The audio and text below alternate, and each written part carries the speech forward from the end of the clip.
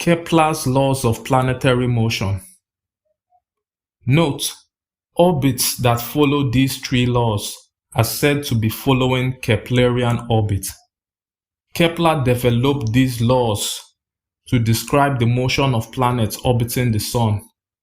We should also note that these laws will hold for any smaller body orbiting any larger body in any elliptical orbit. Kepler's first law states that all planets move in elliptical orbits, with the Sun at one of the focal points. It means that the orbits of all the planets are ellipses.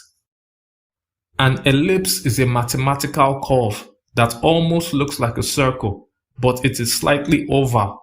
Things that have the shape of an ellipse are called elliptical. Each ellipse has two focuses. In a circle, the center is a special point. The distance from the center to anywhere on the circle is exactly the same. Just like in an ellipse. In an ellipse, the sum of the distance from the two special points inside the ellipse to any point on the ellipse is always the same. These 2 points inside the ellipse are called its foci, or focus.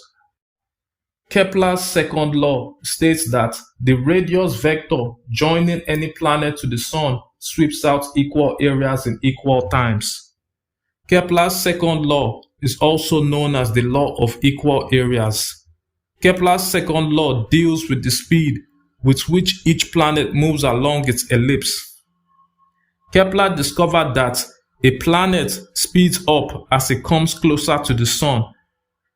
On the ellipse, this is called preapsis, the point on the ellipse closest to the major focus. He also discovered that a planet slows down as it pulls away from the Sun. This on the ellipse is called the apoapsis, the point at which an orbiting object is farthest away from the body it is orbiting.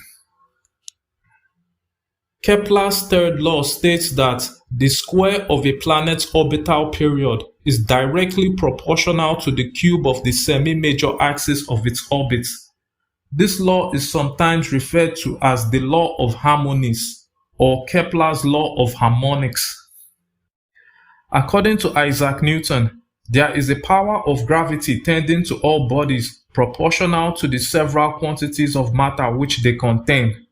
The greater planets, while they are carried about the Sun, may in the meantime carry other lesser planets revolving about them, and that those lesser planets must move in ellipses which have their foci in the centers of the greater.